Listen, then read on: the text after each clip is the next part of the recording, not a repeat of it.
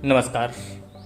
Campus 450 एकड़, तालाब 100 एकड़, पौधारोपण 150 एकड़, विश्व का सबसे बड़ा carbon zero campus Nalanda university, जो कि भारत का एक गौरव था, है और रहेगा।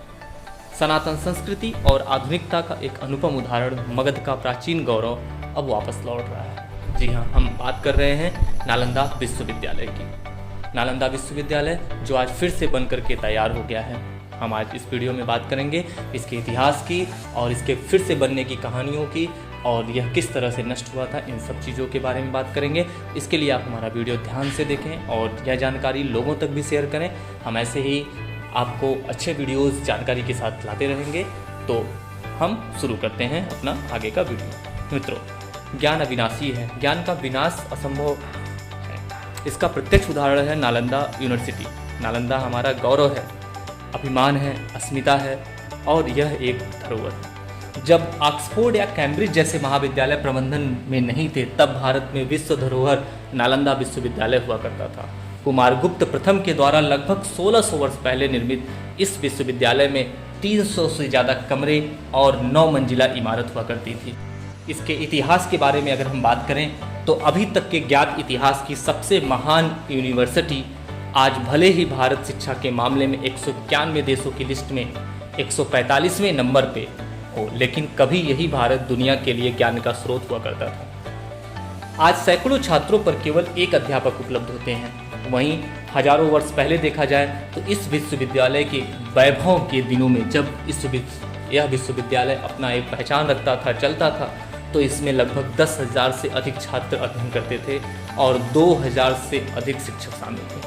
यानी कि केवल 5 छात्रों पर एक अध्यापक। नालंदा में 8 अलग अलग परिसर और 10 मंदिर थे। आज देखा जाए तो एक अध्यापक 100 छात्रों पर उपलब्ध होते हैं, और तब लगभग हर 5 छात्रों पर एक अध्यापक उपलब्ध हुआ करता था। इतनी महान हमारी यूनिवर्सिटी थी। इस यूनिवर्सिटी के परिसर में देखा जाए तो यहाँ पे अलग अलग 8 परिसर थे, 10 मंदिर थे, साथ ही साथ कई अन्य मेडिटेशन हॉल और क्लासरूम हुआ करते थे। यहाँ एक पुस्तकालय 9 मंजिला इमारत में स्थित था। उस पुस्तकालय में लगभग 90 लाख पांडुलिपियों सहित लाखों किताबें रखी हुई थी। यूनिवर्सिटी में सिर्फ भारत ही नहीं बल्कि बाहर के लोग जैसे कोरिया, जापान, चीन, तिब्बत, इंडोनेशिया, ईरान, ग्रीस, मंगोलिया समेत कई दूसरे देशों के स्टूडेंट्स भी पढ़ाई के लिए आते थे। और सबसे हैरान करने वाली बात यह है कि उस दौर में यहाँ literature, astrology, psychology, law, astronomy, science, warfare, इतिहास, मैथ्स, आर्किटेक्चर, भाषा विज्ञान, इकोनॉमिक, मेडिसिन समेत कई विषय पढ़ाए जाते थे। इसका पूरा परिसर एक विशाल दीवार से घिरा हुआ था, जिसमें प्रवेश के लिए एक मुख्य द्वार हुआ करते थे। उत्तर से दक्षिण की ओर मठों की कतार लगी हुई थी। केंद्रीय विद्यालय में 7 बड़े कक्ष थे और इसके अलावा 300 अन्य कमरे थे। इनमें व्याख्यान हुआ करते थे। मठ 1 से अधिक मंजिल के होते थे।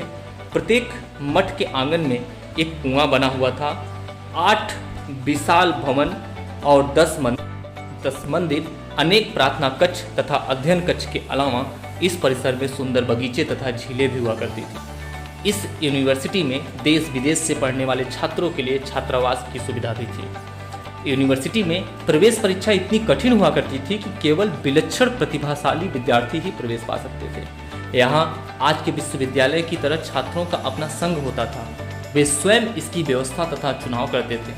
छात्रों को किसी प्रकार की आर्थिक चिंता न थी। उनके लिए शिक्षा, भोजन, वस्त्र, औषधि, उपचार सभी निःशुल्क हुआ करते थे।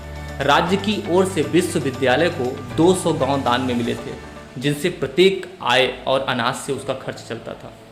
उन गांवों से जो प्राप्त आय और अनाज थे, उसी से उस विश्वविद्यालय का खर्च चलता था। लगभग 800 सालों तक अस्तित्व में रहने के बाद इस विश्वविद्यालय को भूखे, नंगे, असभ्य आदमखोरों की नज़र लग गई। 1193 में नालंदा विश्वविद्यालय को बख्तियार खिलजी के अधीन तुर्क मुस्लिम आक्रमणकारियों द्वारा बर्बाद कर दिया गया।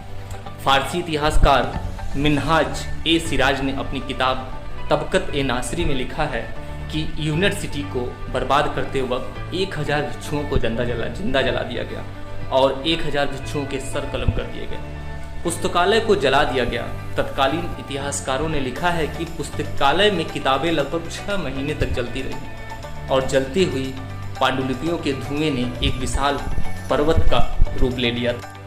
ये था हमारे विश्वविद्यालय के खत्म होने की एक कहानी जो इतिहासकारों ने बताई थी। लेकिन आज भारत ने फिर इस नालंदा विश्वविद्यालय को एक विश्वविद्यालय के रूप में खड़ा कर दिया है। नालंदा विश्वविद्यालय को फिर से बनाए जाने का विचार सबसे पहले 2006 में तत्कालीन राष्ट्रपति APJ अब्दुल कलाम ने दिया था। 2007 ईस्ट एशिया समिट ने इसके पुनः स्थापना के आइडिया को कई देशों ने एंडोर्स किया। 2007 में ही इसे बनाने के लिए बिहार विधानसभा ने कानून पास किया गया। 2009-10 में ईस्ट एशिया समिट में कई देशों ने निर्माण में सहयोग का वादा किया और इसमें भारत सरकार के विदेश मंत्रालय का अहम योगदान था। 2010 में भारत की संसद ने नालंदा यूनिवर्सिटी एक्ट 2010 पास किया और यह यूनिवर्सिटी अस्तित्व में आई। बिहार सरकार ने यूनिवर्सिटी के कैंपस के लिए 485 एकड़ जमीन दिया।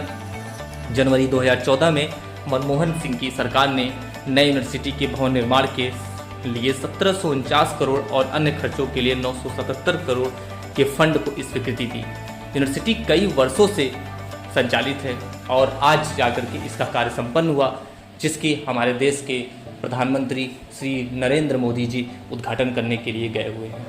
और आज इसके उद्घाटन के साथ ही पूरे विश्व में एक बार फिर से भारत के इस विश्वविद्यालय का डंका बज गया है।